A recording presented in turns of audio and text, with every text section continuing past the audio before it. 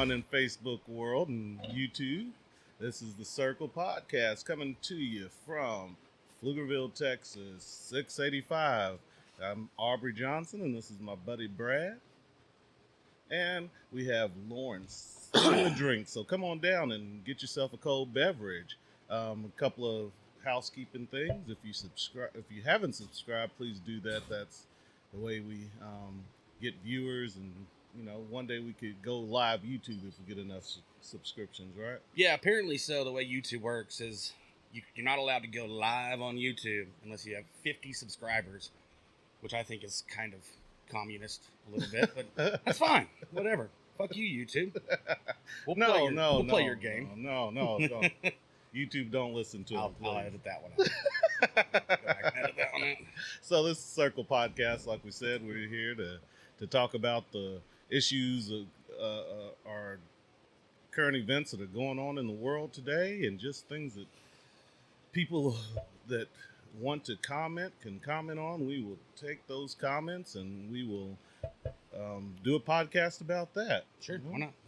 Sounds great. Don't forget your little... That I was going there. So always remember that we don't represent anyone but ourselves. That's for me. That's for my protection there. And please give us a like, smash that subscription button, and away we go. So the first thing that I wanted to come up, I always give you a little softball first. NFL draft. What did you?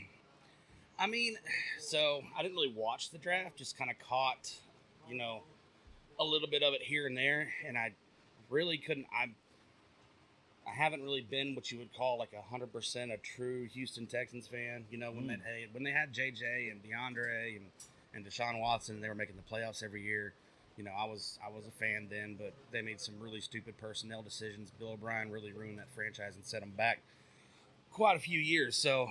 On one hand, to me, it was good to see them getting out there in front of it this year and making some moves and trying to, not just keep the status quo, trying to get back to a winning football team. So I did like to see that. However, I didn't like to see what they had to give up to get that number 3 pick. Yeah. I think, personally, obviously, giving up the first round this year was just a swap.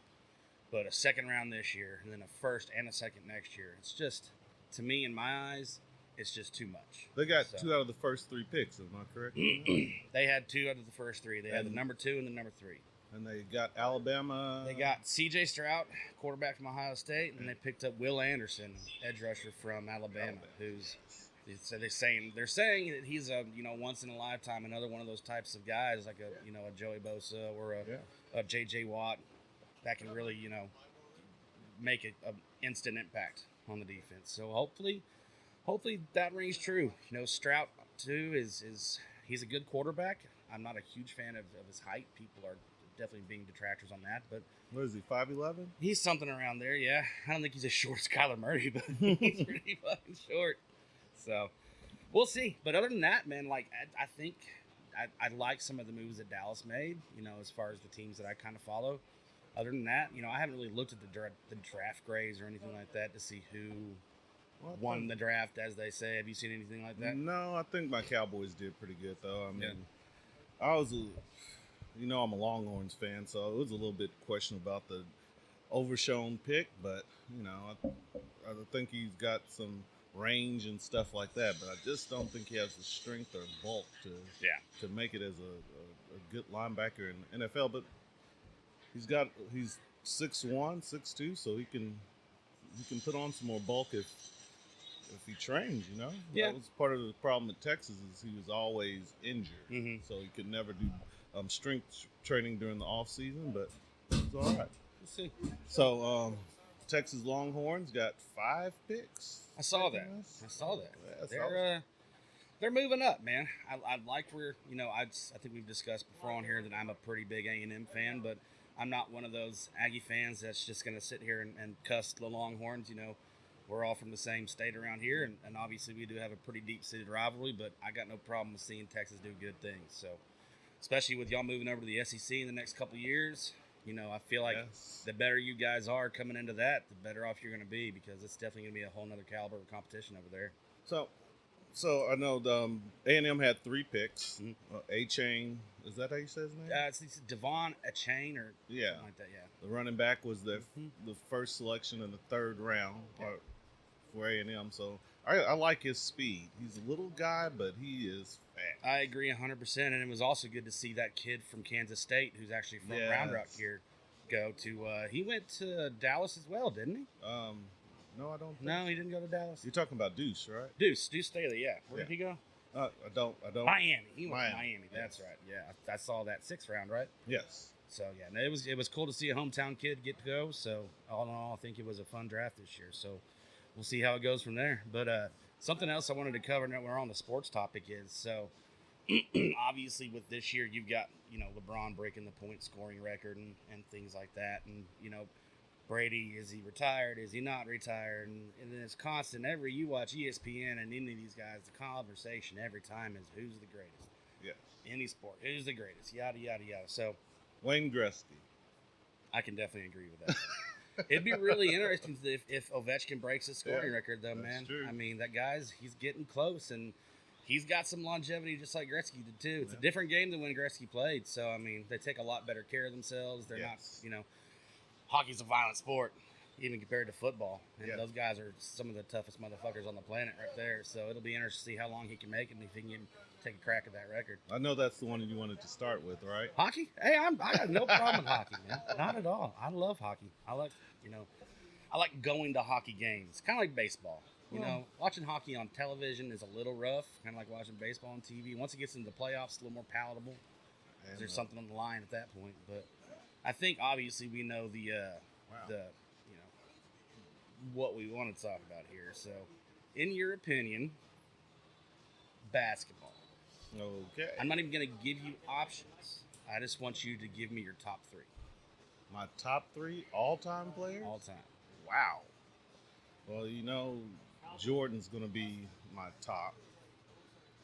Any position? I mean... Any position. I like to go position by position. All right. That's fine. So, that makes it easier for me. We got Jordan at the shooting guard, right? Mm-hmm. Who would be your top point guard now? Is that Isaiah Thomas? Would that be what's the little kid from Phoenix? Kid? Yeah, the white guy, Jason Kidd? No. Or Stockton, right? Yeah. No, he was with Utah. He was with Utah. Yeah. I can't remember I know his who you're name. talking about, though. Yeah. See, gave me this on the fly. I could have done all this study. I like me some. Who we got at the 5, the center? Let's see, King, Shaq. I feel like our boy Tim Duncan needs to be in the conversation. Well, that's the 4. Is he a power forward? forward? What about David Robinson? I wouldn't call it be one of my greatest. Yeah, he is definitely one of my favorite players because he played for San Antonio. Mm-hmm. But other than that, I wouldn't have him up there. He didn't win a championship until they got Tim Duncan, and Tim Duncan actually won without him. So. Yeah. So Tim Duncan is one of my favorite forwards. Of course, San Antonio again. We got shooting guard. How about small forward? It's where you get into the little bronze of the world, and Kevin Garnett. Kevin Garnett. Yeah. What's Durant? Durant is he's a shooting forward. I mean, he's tall enough to be a power forward, but he is definitely guard forward-ish. How about your boy from Golden State now? What is Curry? Is he a point guard? He's a shooting guard. A shooting guard?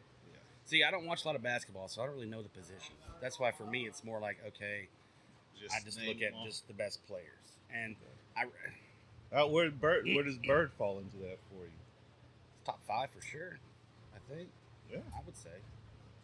For me, it's got to be Jordan, LeBron, then probably Kareem in there? I wasn't going to put Kareem in there. No, not the best center. I was probably going to put like Wilt Chamberlain in there. Okay. Something like that. Steph Curry definitely gets That's who I was looking for, Steph Curry. Yeah, he definitely has a spot at the table. But there's a bunch of guys. It's so hard, man, because obviously you've got the standouts. I mean, you've got the two that the conversation is always about with LeBron and Michael, and what makes them the greatest. Is it the championships? Is it the records? Is it just the way they played, the tenacity and the will to win, things of that nature? You know, I feel like Michael Jordan and Tom Brady are two dudes cut from the same cloth, along with Kobe as well. I mean, their desire to win outweighed everything else. They didn't care. Certainly brought a will to win. One of their legs cut off, they were still going to go out there and do whatever they had to do to win a championship. Kobe's not one of my favorite players, just because of the attitude and the scandal. But you know, I like my champions clean as possible. You know, my goats. At least as clean that you know about. That's right? what I was about to say. Because there's some dirty stuff. They've all got fucking skeletons. I guarantee you that. Okay, so Bird and Stockton.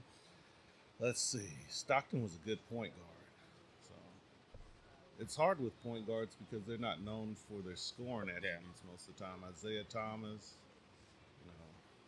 What about greatest teams? Like individual teams from a year. Wow. Now you're asking me to remember what year the team played in. Yeah, I mean, that's a tough one. How about, all right, well, let's make it a little broader then. How about in basketball, the greatest franchise? Oh, okay. You got to have the Celtics up there really high. Mm-hmm. Even though I hate the Celtics. Because that would be a popular opinion. Boston sports franchises in general, honestly. Because I'm a old time Magic Johnson Lakers guy, so I hated Boston. That show is so awesome, dude. I want the second season of that show to come out. I know. Showtime? Yeah, that show was badass. Awesome. Yes. That was right before me. I mean, I was born in '84, and so you know that Lakers team that you know took on the Celtics and really started the dynasty. I didn't really know a lot about that until that show, and then you're just like, whoa. The only Lakers I knew of were like Shaq and Kobe, you know? Yeah. So it's crazy to see how those guys brought the franchise up to the top, and then the younger guys carried it forward. So that's kind of the line of basketball, and what you call the old school kind of ways. And the new school is kind of where the players have control, and they move to teams that they want to be super teams. Mm-hmm.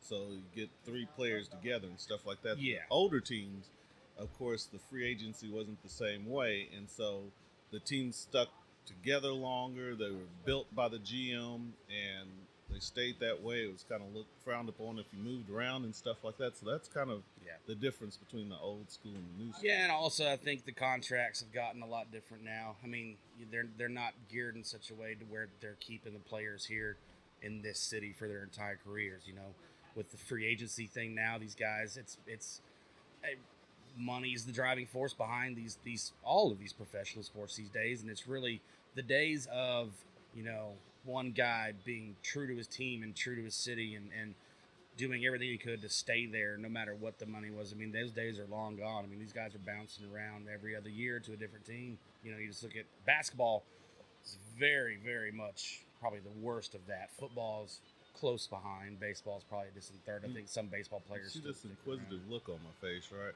Did you put the phone number up so people could call in, actually? I did not. I don't know the number. What is it? I can type it in here real quick. No, I don't. I don't have it. It's up on my phone, and I'm videoing with it. So yeah. So I thought you were going to do it like you did it with Brother James that time. Well, I just called him. Yeah. Well, you don't want to give out your number? I got you. No, I can. I don't care. Here, I'll put it on there right now. See, if you want to call in. See? Just so if any of the viewers out there, the tens of viewers that we have, want to call in with a question, comment, be part of the conversation, they can. I don't care. You got to give our 10 viewers what they want. I know, dude. That's what we're all about, making the people happy. I mean, I get so many robocalls every day at this point. My number's already floating around out there. I don't think it really matters, to be honest with you. There you go. All right. There it is. It's out in the weeds. Y'all want to call in and join in and be a part of this conversation, feel free. Yes. So, but let's move over to football, man. So, Well, I wanted to ask you something. So the UIL thing, or Mhm. the name, image, and likeness, NIL. and we get that wrong a lot. I know. We get a lot of things wrong, so I Very don't know. true. Trying to play.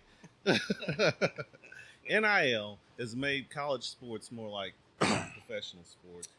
That's definitely the direction it's going. I know. So, are college sports now the minor league? The NFL, college football, minor league. I think that's the way it's going. I really do. And it's one of those things where is it a good thing? Is it a bad thing? I mean, personally, college sports has long been the breeding ground or the testing ground for, amateur athletes to turn into paid professional athletes. I mean, that's historically that's been the case, and you can argue that, these college kids were getting a free education, and so it behooved them to take the scholarship and play for the team, and then if and when they were able to go play their professional sports, whatever it is, then they took that step. And now with the NIL deal, I think it's definitely changing in a way to where these kids coming in aren't looking at, I need to go to the team that's going to give me my best shot to make it to the pros.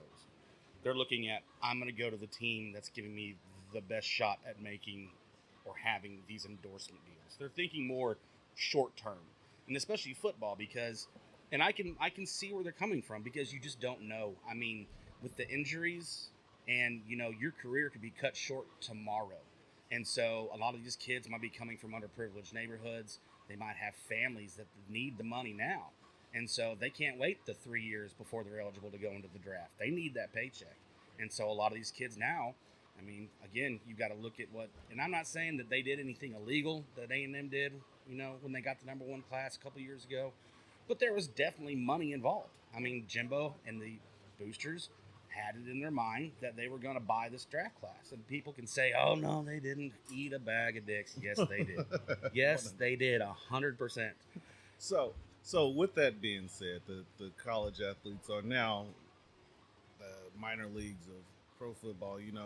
Should college, the NFL stop the 3 years out of high school thing? I mean, with I don't think so. I think for certain sports, I think it needs to be on a sport by sport basis. I think with football, just the speed and the size that you have to be at to be able to compete in the NFL, I think you need those 3 years at the college level for strength and conditioning, and under these, elite tier college coaches and trainers that can get you up to that level or as close to that level as you possibly can be. I mean, obviously, there's going to be some guys that come out as freshmen that could probably step onto an NFL field tomorrow, but they're few and far between. Most of these kids, they need that time to bulk up and to learn and to get used to the speed of the game, because, I mean, you talk to a lot of these guys coming out of their junior year of college and going straight into the NFL, and they're blown away by how much faster the game is, because you're taking the very best, the cream of the crop, the top 2% of the college landscape goes and plays in the NFL. So if you're playing in the Mountain West Conference against, Wyoming every year, and then all of a sudden you get drafted, and now you're playing against the Kansas City Chiefs, and you're a defensive back, and you go to, or the Miami Dolphins, you got to go out there and guard Tyreek Hill, and it's like watching the fucking Roadrunner run by you. You're like, was that was the guy that was the guy supposed to cut? Oh shit, he's already in the end zone, man. I haven't even. Yeah, so I think that that rule needs to stay in place for at least football. For obviously baseball, you can go straight out of high school and go. Basketball, same, or did they reinstitute it in basketball? Because I don't know. No, LeBron it's went straight out of high school, didn't he? It's 1 year. 1 year, so you got to do a minimum of 1 year. I think that's out fine of high school. Yeah, I think that's fine in basketball as well. I mean, I think it's pointless. I'm going to throw you a curveball. Why are you going to do 1 year in college? I'm going to throw you a curveball now. I'm not good at the off-speed stuff. just follow the hand. Watch it. When I was Short attention watching, well, I want to get into something that some other people can get into. I mean, we did 10, 15 minutes on sports, so just want to throw it out there. When I was watching the draft, saw a lot of families, a lot of these athletes had wives and children already and stuff like that, and I just wanted to get on a little bit of relationship stuff. So we got some guys watching now, and just so you guys, we had some trouble last week with y'all being able to hear us. So if y'all want to, can y'all just pop it in the comments real quick? Just let us know that you can hear us good and everything's coming through all right. But sorry. Well, continue. no problem. I know you needed to pump the brakes on that. Just spit it out. What? We'll take it this way. What do you think is a normal long-term relationship? Well, what do you see as? I mean, normal being cutie with it. I mean, normal is just so person by person basis, isn't it? So yes, I would not. A normal, what I think is a normal, healthy, long-term relationship. Yes.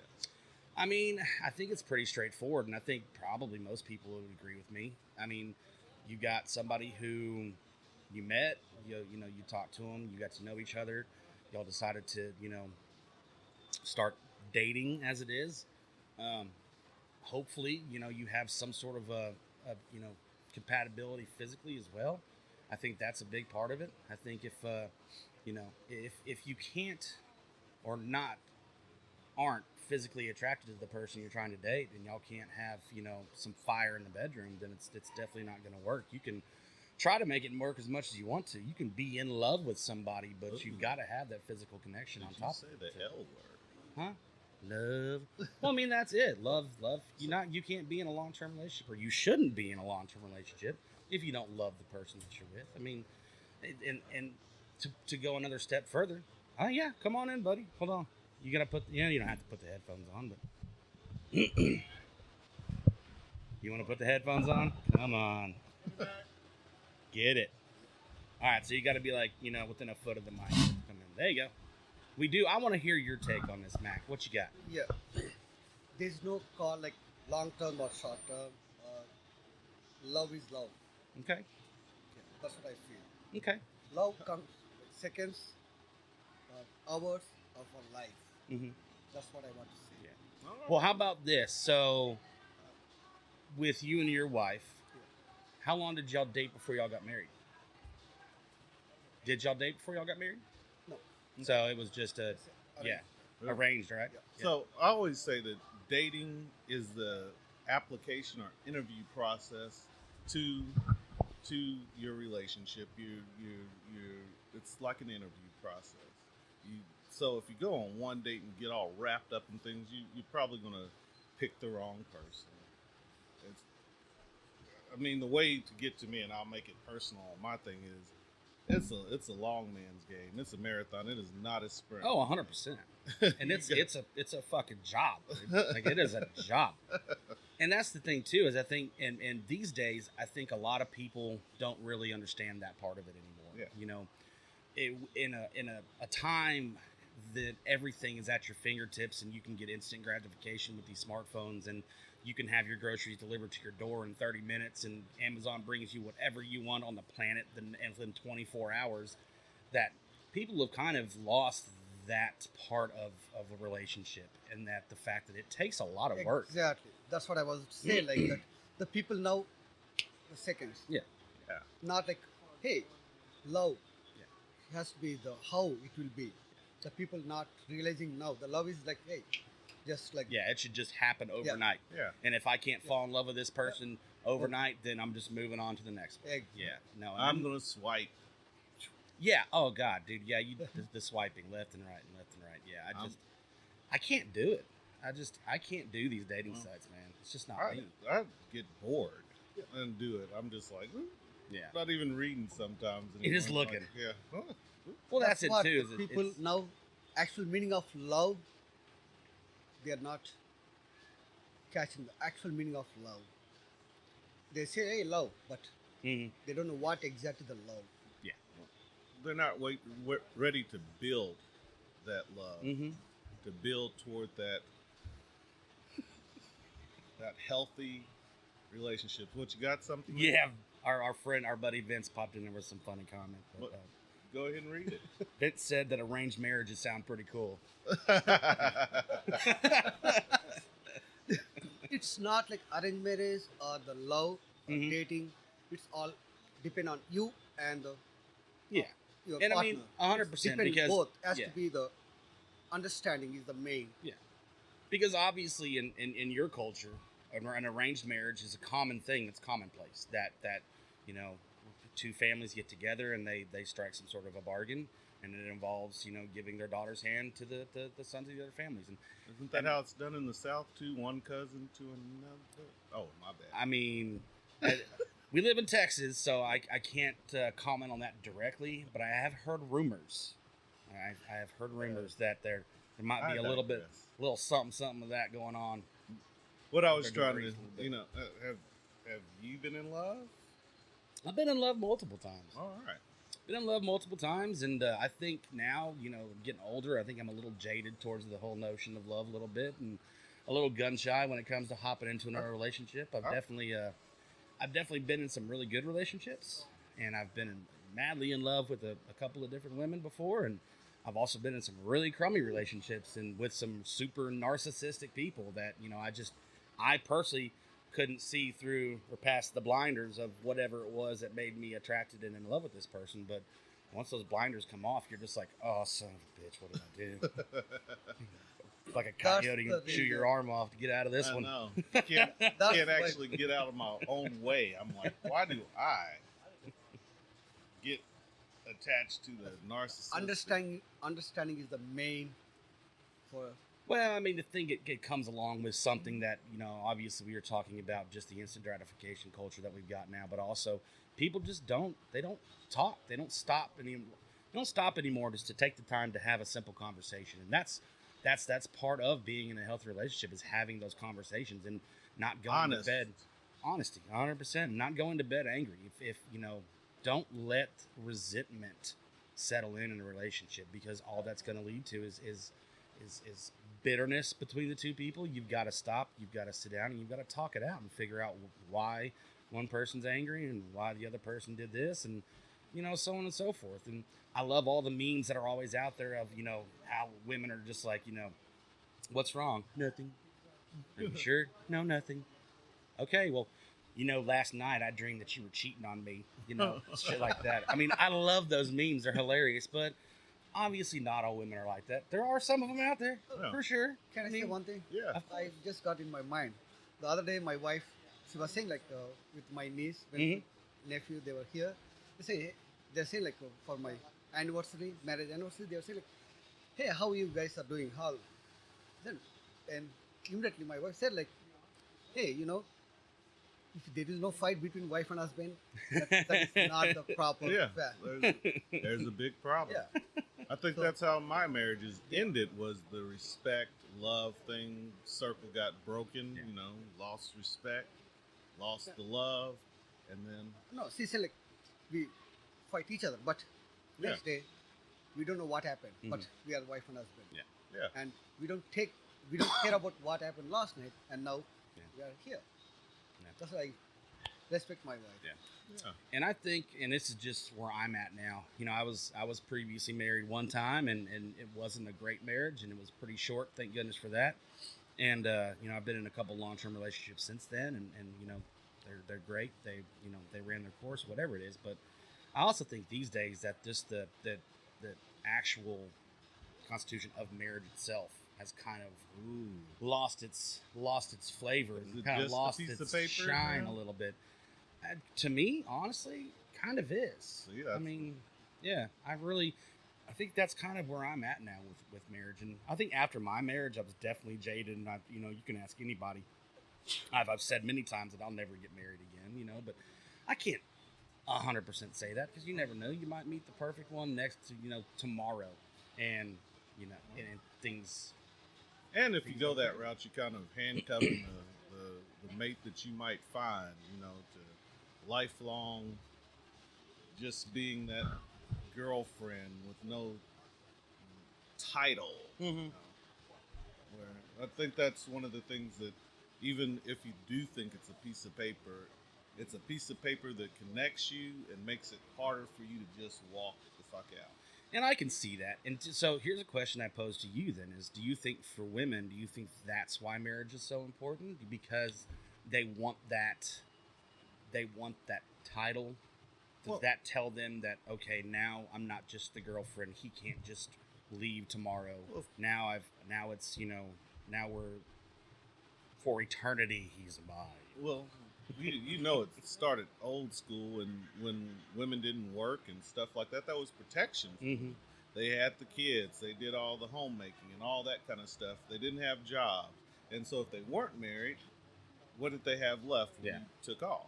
Now, a lot of women don't even want to get married. They don't want to get married. They don't want to change their names. They want to keep their their maiden names and stuff like that because, like you just said, a lot of people think it's just about the paper. Some people get married just for finance. Mhm. That happens a lot in the military. I'll tell you that for sure. Oh, I'm sure. Just to get the finances or go to the same base as your loved one Mhm. or the person that you're with. So I don't believe that. Ooh, did my voice just go? crack? Did you just hit puberty on air? Nice. Congratulations. Wow. Congratulations.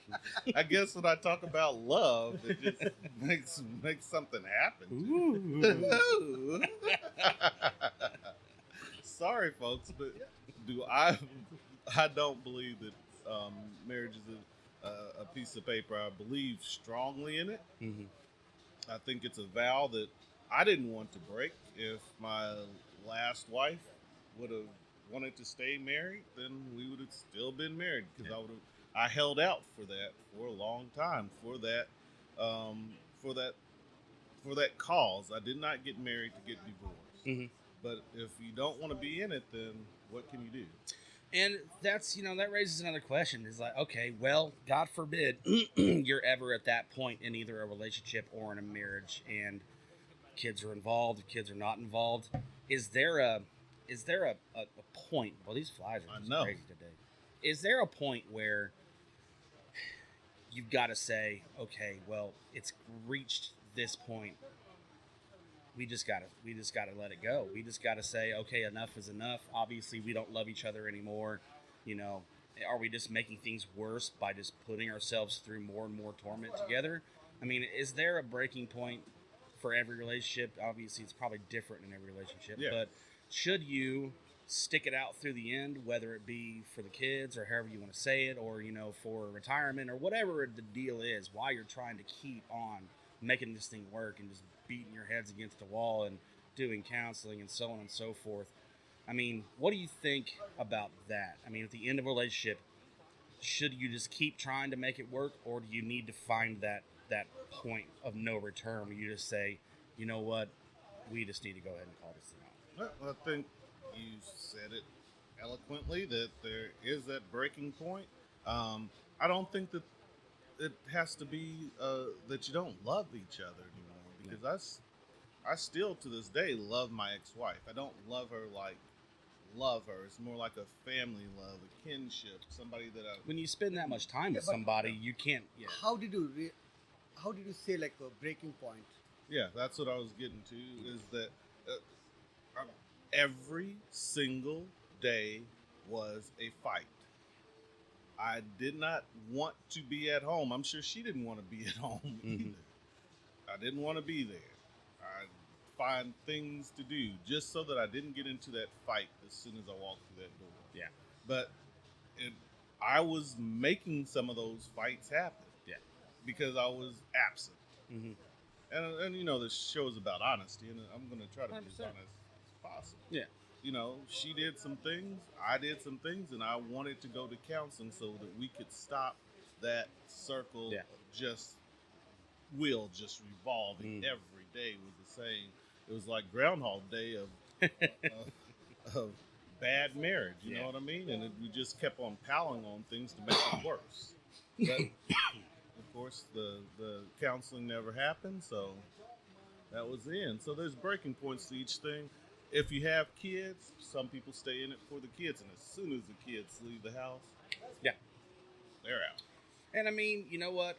I can commend people that can do that and make it work and say, okay, we're gonna make this thing long enough so where our kids don't have to live in a broken home. We're gonna we're gonna put up with each other just long enough to get these kids out of the house and get them settled, and then after that it's sayonara, we'll see you later type things. But I agree with you on the fact that, you know, if you're with somebody for so long, it's obviously not like a romantic love anymore, but there's definitely still a love and a kinship there that you'll never get rid of, just because that person knows you better than anybody else, and you know them better than anybody else. And when you spend that amount of time in close quarters with a person, that's something that you just can't get rid of, unless either party just does something completely heinous to the other one that, you know, just makes it completely impossible, and you lose that bond. So, but now that we've got our claws into Mac here a little bit, I wanted to.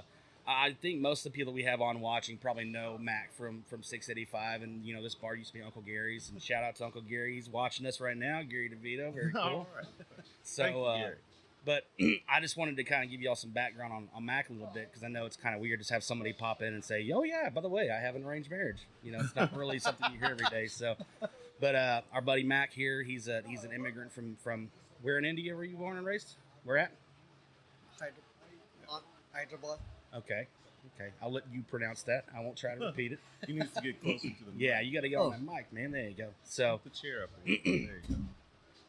just kind of walk me through a little bit. It can be quick. Just what was the process for you and Chindu's marriage?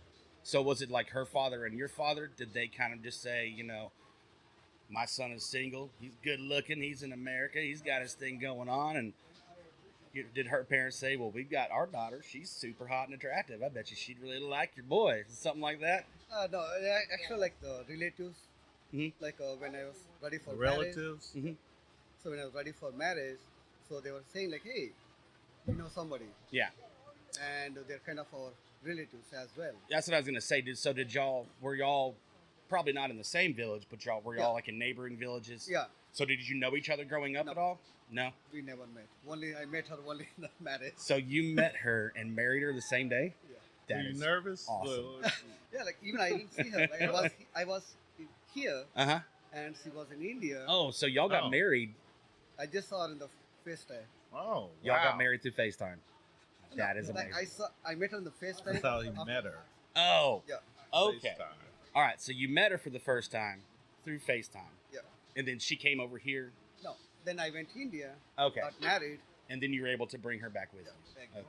Okay. Okay, I see now. I see. Okay, very cool. That's awesome, man. You said you didn't think you were going to get married again. I just wanted to weigh on that real quick for mine. Peace of mind or what? Well, What, you want to be able to go on some double dates or what?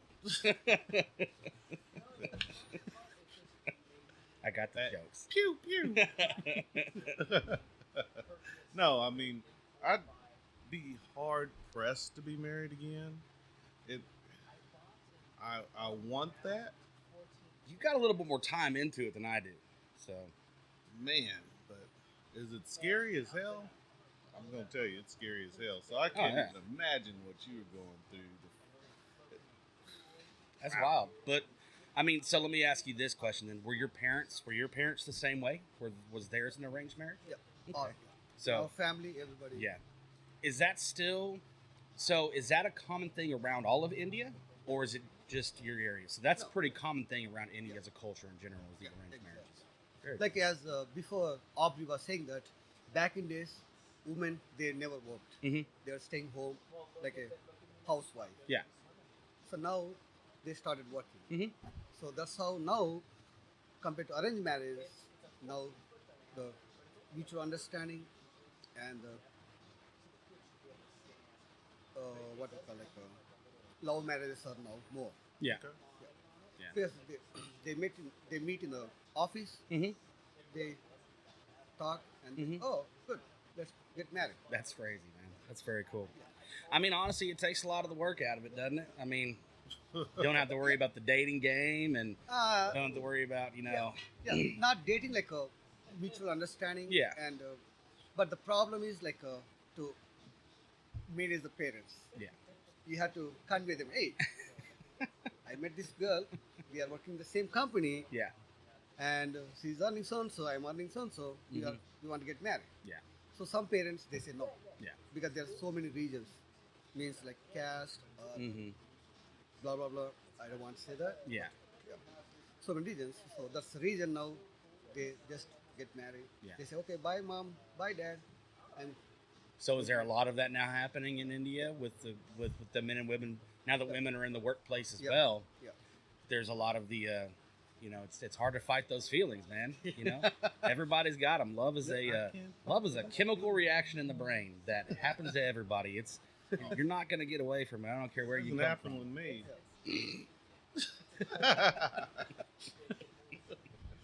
I don't have no brain. Okay. Okay. How are we doing on time there, big man? We're about 40 minutes, man. I think we got time for a couple more short little convos. All right. You got anything else on your schedule? We did. Okay, We you wanted guys to carry talk. All right, thanks, Thank you, buddy. Matt. All right. So, I wanted to get that what we were talking about the other day, that normalcy. What makes someone normal? Yeah, we kind of touched on that a little bit with the relationship Yeah. thing, but so we were having a conversation, myself, Aubrey, another friend of ours, yesterday, and a really interesting thing came up because she was kind of upset, and she was saying, I just don't feel myself anymore. I don't feel normal, and just as a quip, I just sort of threw out, I was like, what is normal? I was like, honestly, like, your normal is completely different than what my normal is. And I can tell you right now that, the folks that we run with and our crowd and things of that nature, and just the things that we do on a week to week, sure as hell isn't normal for a lot of people out there. Oh, I was about to say it's normal for us. It has unfortunately become normal for us. But yeah. So, no, and it was just a really interesting thing that just popped into my head. I was like, you know what? That's actually really interesting to think about that. I mean, how does it even start? And where does it change for people? Is it obviously, when you're a kid, your normal is whatever your parents' normal is. So if your parents are religious, then you're religious. If your parents are drinkers, well, then you're probably going to the bar with them, if this and that. But as you grow older and you find your own identity, then your normal becomes a new normal. So once you go off to college, and that is a very well way to put it. Your normal changes as you experience more, you grow more, and have more of your own experience. Yeah. I already said that, but so you take me for example. When I was a kid, Dad had certain views and certain ways that he wanted to bring me up. He thought I was too emotional, and so he kind of had my mom not let me show emotion. Mhm. So it's hard for me to connect with emotions, and I thought of as people that don't know me or just meeting me to think of, or dating me, let's say it that way. They think I'm coldish and standoffish, and they can't tell where they stand with me because, and I think that I'm normal, but to me, I am normal. I think Yeah. I'm like everybody else operates in the same space, and Yeah. the same experience, and that's not true. It's definitely not true, and that's what's so crazy and fun about the human experience is that on a daily basis, you run into people that you think you're like-minded with, and you might be. I mean, I know a lot of our friends. We have a lot of the same ideas. We have a lot of fun together. But man, it's just crazy to sit down and think. Okay, I had a conversation with one of our friends last week, and she was kind of telling me a little bit of her backstory that I didn't really know about. And in the back of my mind, I'm just like, holy shit! Like, the fact that you keep it together on a daily basis, going through what you went through as a child, is like, hats off to you.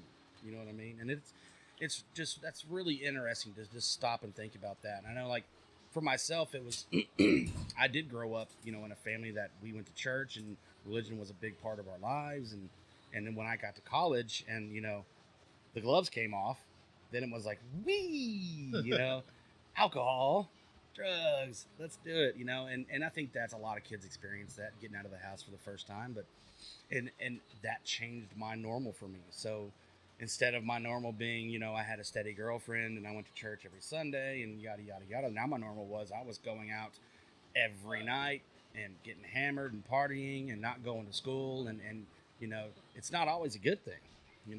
A change like that and a new normal, as you want to put it, it's definitely not always a good thing. But it also, no matter what, it's gonna turn you into and mold you into the person that you are. So Uh-oh. Just, yeah, thank Low battery. Well, we'll have to see how long we can go. But It's all right. but so yeah, it was really interesting to have that conversation and really stop and think about that. So just a little bit more experience for me. Mhm. So when I left home at 18 and joined our great U.S. Air Force, I was a virgin. Never had a drink in my life. Never had sex. Nothing. And Yeah. then, boom. Welcome to the wide world of the armed forces, buddy. I know. It was, and I was like, this stuff is not normal. Mm-hmm. But how quickly did it become normal? Pretty quickly, right? Pretty well, quickly. The alcohol became normal pretty Mhm. quickly. I mean, but not drugs or anything like Mhm. that. I never smoked marijuana until I was almost 25. So it was just the alcohol Yeah. and women. So okay, Introduce Hey. yourself, bud. You got us 2 cents? Yeah, man. I mean, when I was a teenager, of course. You have to marijuana introduce was yourself first. Oh yeah, I'm sorry about that. Of course, my name's Justin Madrano. Most of the guys that know me around here know me as like a wet neck, wetback redneck. It's been my nickname since I was like 12 years old. So I'm like, yeah. I'm glad you guys brought me on here. Yeah, for sure, Oh, man. no problem. I've loved your episodes. I thought they were hilarious since I started watching them. I mean, it was great. Vince, my roommate, my best friend, we lived together, and we were both just watching all your videos like back to back. Like, Very cool. They were awesome. Well, let's spread the word. Let's get it out Yeah. there, man. But you know, on the marijuana thing, I started smoking when I was around like 12 years old. Honestly, I got hooked pretty quick. Dumb rednecks. We started smoking Yeah. at a young age. We started drinking at a very young age. So I started drinking alcohol when I was around like 10. Mm-hmm. Started doing Copenhagen around 12, and started smoking weed around 12. And I slowly grossed myself off on a lot of those tendencies, so I don't dip anymore. I don't smoke weed. But I'll tell you what, I took a CBD gummy last night. Oh yeah. It took me to a whole new world. It's an out of body experience. Oh, so bad. I don't take those that often. And the gummies that I got, I thought they were supposed to be like real low grade. How many milligrams were they? I thought when I bought them it said 20 milligrams. Were they It 200? said 200. Yeah. Whoops. Yeah. Yeah. So we'd like been cutting down the smallest pieces. And both Vince and I last night we were like, fuck it, let's take a gummy. Yeah. So we both took a half, which is around, That's 50 a lot. milligrams. That's still a lot. And man, when I tell you it hit. Oh Like- man. We were drinking all day long, and then all of a sudden I was like, oh, now I'm high. This is not okay anymore. Vince is like, keep me out of this, please. What is that? He's over there like, I know your bad decisions. What is that one? I saw a video as a dude took a gummy and he's in the room with his buddy and he's like, I can see words. And his buddy's like, yeah, you're reading a book, dumbass. I can smell colors. I think the greatest one I ever saw was this guy that, they have like elongated bombs Uh-huh. where they're like 4 feet long. So I saw this dude, he took a 4-foot rip, which, like, doing that on your own, hey, Yeah. that's some credit. I tried it myself. I did not do it. But he ripped it back. He took it all the way back. All of a sudden, he started crying. Like, I'm not okay. I saw a meme yesterday, and it was these 2 white kids in a pool, and they had a fucking Ozarka jug that they'd cut the bottom off of, and they smoked up into it, and they got in the pool, and they stuck the jug down in there, and then they'd swim up underneath it and stick their head inside the jug and suck up as much smoke as they could. And like the meme was something along the lines of, why do white people have to make everything easy look so hard? I mean, hey, as a half whitey, talk to a full whitey, yes, you guys come up with some ingenious invention. Dude, I swear to God, like, and it's really funny if you think about it. I mean, all right, any and all extreme sports, it's just retarded white kids who are so bored and like, I think I'm going to go out and jump my skateboard off the roof of this building. That sounds like fun, right? Let's do that. Let's all do that. That sounds Just shit my like that. childhood. Did we? But you know, it's a funny question though, because That's why I I did wanted to bring make up sure we're still at Vince grew up in California. He came from a high up neighborhood and stuff like that. Yeah, this guy right here. And so I asked him, I was like, when people say that's some white people shit, do you think about the rich or do you think about the poor? And we unanimously said, oh yeah, it's like the poor hillbillies. Oh, 100%. Like, That's your view. I think it's all y'all. I look at y'all and I'm like, what in the... Well, it's the rich ones that are out there, like, in the squirrel suits, jumping out of planes and, like, flying down ravines and shit on Chive TV. Yeah, and it's That's y'all the shit the jumping rich off kids the are doing. fucking side of mountains and into inner tubes. it's just the everyday news. That's when you see, oh, I'm white like- people shit. Yeah, pretty much. I'm like, why do y'all have to invent ways to die?